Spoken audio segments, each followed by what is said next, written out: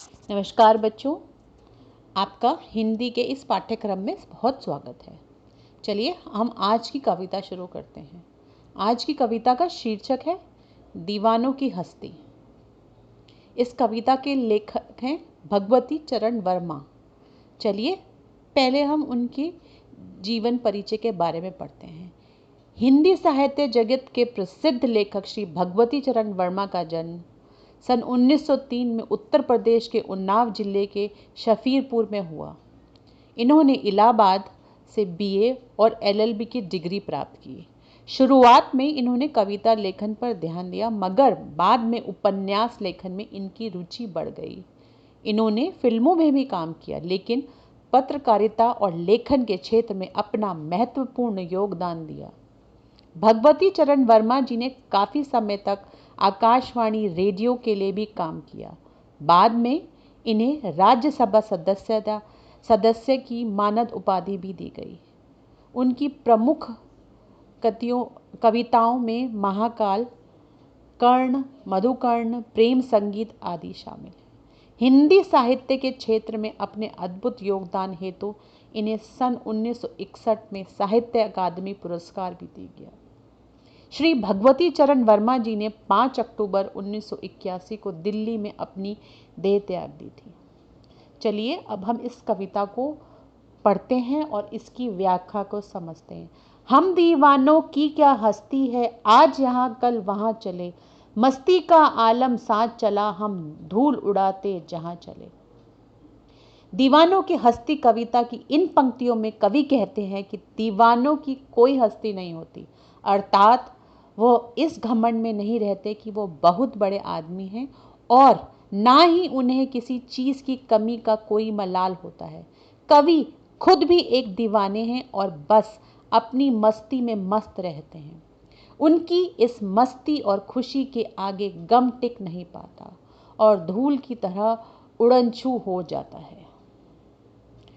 आए बनकर उल्लास अभी, आंसू बनकर बह चले अभी, सब कहते ही रह गए अरे, तुम कैसे आए और कहाँ चले। दीवानों की इस हस्ती कविता की इन पंक्तियों में कवि ने कहा है कि दीवाने मस्त मौला लोग जहाँ भी जाते हैं वहाँ का मौल खुशियों से भर जाता है। फिर जब वो उस जगह से जाने लगते हैं तो सब काफ़ी दुखी हो जाते हैं। लोगों को उनके जाने का पता तक नहीं चलता। वो तो मन में ही अफसोस करते रह जाते हैं कि उन्हें मालूम ही नहीं हुआ कवि कब आए और कब चले गए। इस प्रकार कवि कह रहे हैं कि एक जगह टिककर रहना उनका स्वभाव नहीं है, उन्हें घूमते रहना पसंद है, इसलिए वो अक्सर अलग अलग जगह आते जाते रहते हैं। किस और चले यह मत पूछो, चलना है बस इसलिए चले, जग से उसका कुछ लिए चले, जग को अपना कुछ दिए चले। इन पंक्तियों में कवि कहते हैं कि मुझसे मत पूछो मैं कहाँ जा रहा हूँ, मुझसे तो बस चलते रहना है, मुझे तो बस चलते रहना है, इसलिए मैं चले जा रहा हूँ। मैंने इस दुनिया से कुछ ज्ञान प्राप्त किया है, अब मैं उस ज्ञान को बाकी लोगों के साथ बांटना चाहता हूँ, इसलिए मुझे निरंतर चलते रहना होगा। दो बात कही दो बात सुनी, कुछ हंसे और फिर कुछ रोए, छक्कर सुख दुख के घूंटों को हम एक भाव से पिए चले। भगवती चरण वर्मा दीवानों की हस्ती कविता की इन पंक्तियों में कह रहे हैं कि वो जहाँ भी जाते हैं लोगों से खूब घुलते मिलते हैं, उनके सुख दुख बांटते हैं। कवि के लिए सुख और दुख दोनों भावनाएं एक समान हैं, इसलिए वह दोनों परिस्थितियों को शांत रखकर सहन कर लेते हैं। इस तरह कवि अपने मार्ग पर चलते हुए लोगों का दुख सुख बांटते हैं और उन्हें एक समान ढंग से ग्रहण करके आगे बढ़ जाते हैं। हम भिखमंगों की दुनिया में स्वच्छंद लुटाकर प्यार चले, हम एक निशानी सी उर पर ले असफलता का बार चले। दीवानों की हस्ती भावार्थ। दीवानों की हस्ती कविता की इन पंक्तियों में कवि कहते हैं कि ये दुनिया बड़ी ही स्वार्थी है। लोग स्वार्थ में इतने अंधे हैं कि बस भिखमंगों की तरह सबसे कुछ ना कुछ मांगते ही रहते हैं, मगर कभी स्वार्थी नहीं है। इसलिए उन्होंने स्वार्थी दुनिया पर बिना किसी शर्त के अपना अनमोल प्यार लुटाया है। लोगों को प्यार बांटने का खूबसूरत एहसास हमेशा कवि के दिल में रहता है। उन्होंने जीवन में काफ़ी बार असफलता और हार का स्वाद भी चखा है, लेकिन इसका बोझ उन्होंने कभी किसी दूसरे व्यक्ति पर नहीं डाला। इस तरह कवि ने स्वार्थी दुनिया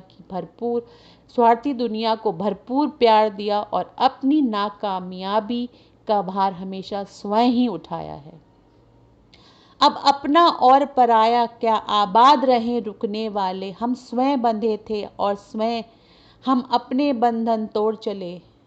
इन पंक्तियों में दीवानों की हस्ती कविता की इन अंतिम पंक्तियों में कवि कहते हैं कि अब उनके लिए दुनिया में कोई भी अपना या पराया नहीं है। जो लोग एक मंजिल पाकर वहीं ठहर जाना चाहते हैं, उन्हें कवि ने सुखी और आबाद रहने का आशीर्वाद दिया है, मगर कवि खुद एक जगह बंद कर नहीं रहना चाहते। इसलिए उन्होंने अपनी सब सांसारिक बंधन तोड़ दिए और अब वह अपने चुने हुए मार्ग पर आगे बढ़ते जा रहे हैं। वो इसी में खुश और संतुष्ट हैं। धन्यवाद। आशा करते हैं कि आप इस कविता को अच्छे से पढ़ेंगे और इसके भावार्थ को भी समझेंगे।